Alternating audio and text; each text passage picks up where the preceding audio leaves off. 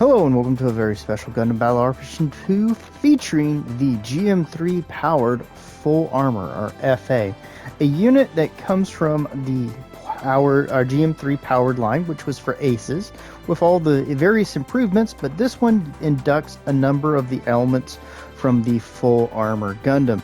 As you can see, with its extra armor, increased maneuvering jets, and of course extra equipment. This unit was used for both close range and long range support and was a fairly aggressive unit. In game, it is a 500 cost and upground and space capable support with a ballistic resistance of 20, a beam resistance of 24, a melee resistance of 22, a range strength of 25, and a melee strength of 50. Pretty impressive overall. A movement speed of 115 and a thrust gauge of 70. For parts, we have close range of 8, medium of 17, and long range of 11. It's a fairly well-rounded suit in terms of supports. Of course, for equipment, we have only one ranged option, as the GM3 powered FA DBR, modeled after the dual or double beam rifle that you would see on the full armored Gundam, or things like the GM Dominance.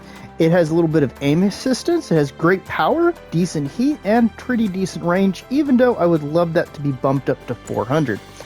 Then we have the GM3 powered full armor double beam sabers. It does pretty impressive damage, but it is a little slow and it is a upward swipe, just so you know.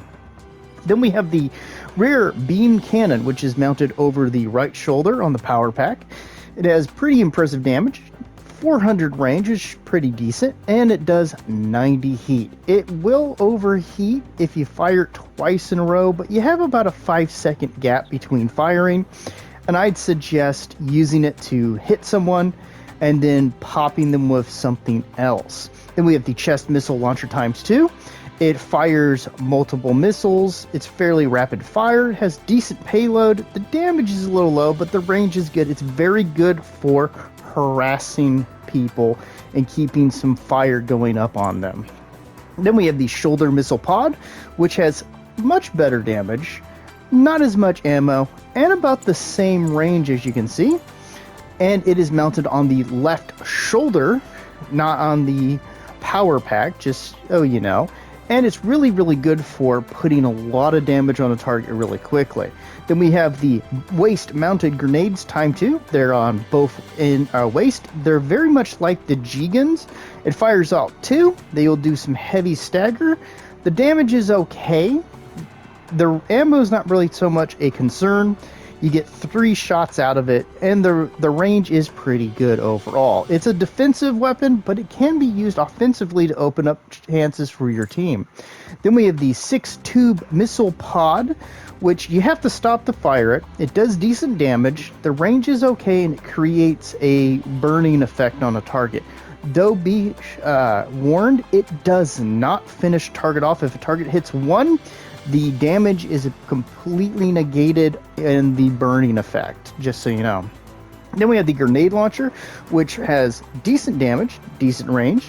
400 range is pretty nice. And what it does is it fires out a jamming kind of effect in an area, but I found that you can use this to cut off corners or get people around corners, and it can do some pretty quick damage on people, just so you know.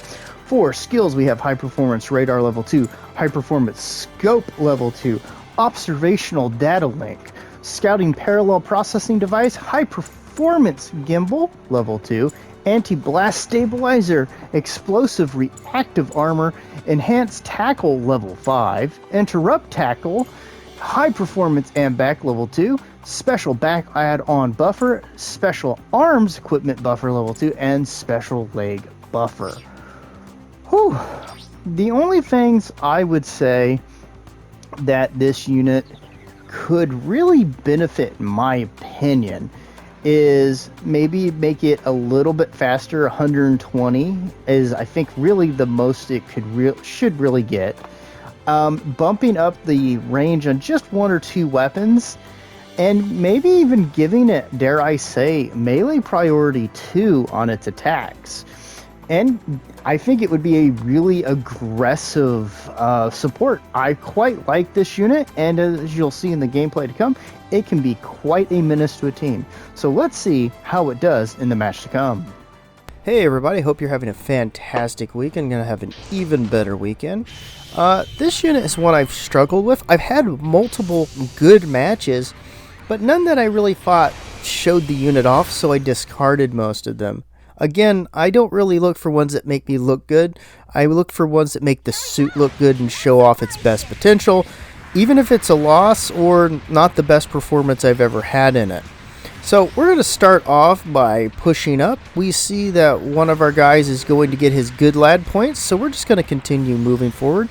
Now, I like to use the double beam rifle for a little bit of poking. We're going to fire a couple shots. We've got a bit of a target, but we didn't get anything there. We're going to switch over to the beam cannon, and we're going to move over here after taking a shot, getting that guy.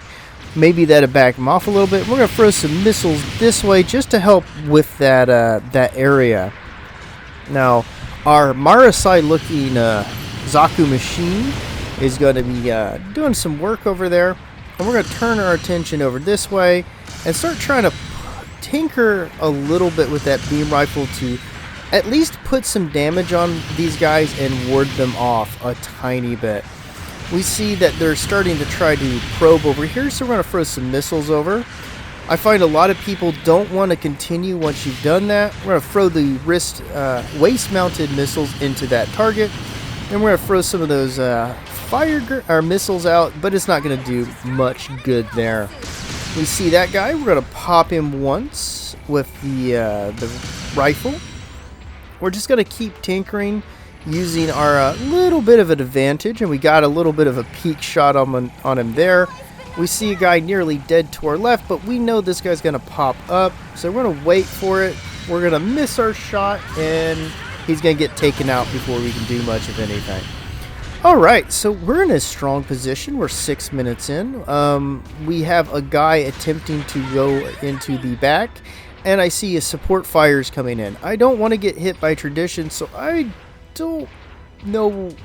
I just didn't want to go down that way effectively. I had a bad feeling, you might say. So I don't want to pull all the way back because it's leaving this area empty, and it's going to allow the other team to push. So what I want to do is just effectively stay here and at least provide some small bit of fire. So we're going to throw that into our target down there. Now we're going to have a bit of problems because a lot of our team is spread very thin. You see Fives out of his suit.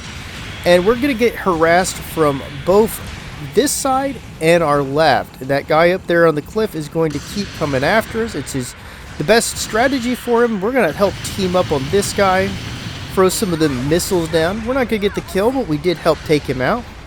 Now I see there's guys on our left and our right, so I'm going to just throw some missiles out. They're going to push back a little bit. We're going to fire, catch him in the shield and knock him down. And we're going to see this guy over here, so we're going to throw some missiles into him, throw some beam shots. I'm going to turn because there's still this guy in the valley. I'm trying to juggle between these, and I'm trying to trust my teammate, but we're in a bit of a pickle. So I'm going to come in. I'm going to go for that melee strike, switch over to the beam rifle, try to keep helping burn this guy down, throw some missiles down, get a destruct assist. We're going to keep getting harassed, so we're going to use the beam rifle to push him off a tad. Turn, fire, catch him there.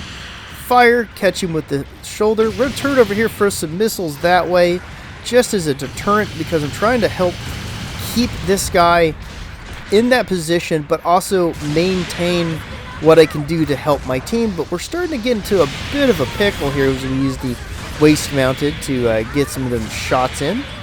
And we're going to keep getting shot by the guy who won't commit to an actual attack and has to hide for the whole time. And we're just going to keep going. We're trying to support one where we can and keep our eye on the other target. We're going to pop some shots into this guy, but we're not able to help as much as we can. We just have too much pressure at this time. And there's our first death. I think we did pretty good for just under the 4-minute mark. So we're going to spawn here at B. Is that a support variant of the Zaku machinery any good? Let me know in the comments. I haven't got it yet because I've been having really bad luck. So we're going to push a little bit over here. I wanted to put a tiny bit of pressure on that guy, but I also see 3 is getting attacked, so I'm going to try to throw some fire down to help him. Pardon me. We're going to shoot, take out his shield, throw some missiles. Just try to keep them off 3 as much as we can. He's not in a bad position, but ooh, he got that guy. But we want to make sure that we're able to support our team. We are a support. We're going to go for the leg shot there because I want to try to push these guys back and hold them off. Because this unit is not exactly a melee king. We're going to get a couple shots into that unit's head. We're going to switch over, catch him with the beam, throw some missiles down on him, try to burn him down as fast as we can in the position we are. Switch over to this, fire, get the destruction assist again. Fire a couple just to try to keep him from moving because I don't want him to get too jumpy. Well, we got a bit there. And what we're doing is we're just switching through these things as they come into effect to help us burn a target down. Destruction assist there again. And we see number 2 is in a bit of a fight, but we're also trying to keep this guy from pushing up. He could be a danger if we let him. We see that guy coming up there. He's got funnels, so he obviously wants to get into a little bit of that fuss with us. And we're going to get pushed over here. I'm going to move over this way. Fire. Catch him in the legs. Switch over. Catch him with the sweep. Get him with a little bit of that tackle. That's some pretty good damage. And we're going to get countered. But there's only so many options you got. I could take a little bit of a beating. And he is not in a good way. So we're going to flip over. Fire that in. Take him out right there. Try to maneuver into helping our guys. Get a few of them beam rifle shots in. Catch him with that. That's pretty good damage considering from this unit. So we did about 9,000 damage to him right there. We're going to take another bit of a hit, but we see there's artillery fire going to come down. It's going to take him out, and it's going to put him in a bad way. We're going to fire some shots in. We're going to hit him with that melee, and we're going to help finish him off with the tackle. We're going to push this guy as we have 1 health. We are not going to stop fighting. It's our only option. How long do we live at this point with 1 health? We're going to fire into that guy, hold our shot, fire it again, throw some missiles on him, and get the destruction assist. We have 20 seconds left to live with 1 health. How long can we do it? And here we go. We're going to keep throwing those missiles. We see that shot coming in. He wanted that so bad. We're going to use the hill because going out there would be dumb. I didn't even use the grenade launcher, so let's throw that out there, ladies and gentlemen. Bam! It has now created a field of my bitter hatred. And we are still alive at 1 health at the end of the match. Let's see how we did. There's our manly beef pose. There we go. And we got 3 board positions and first place. Thanks for joining me. Bye-bye.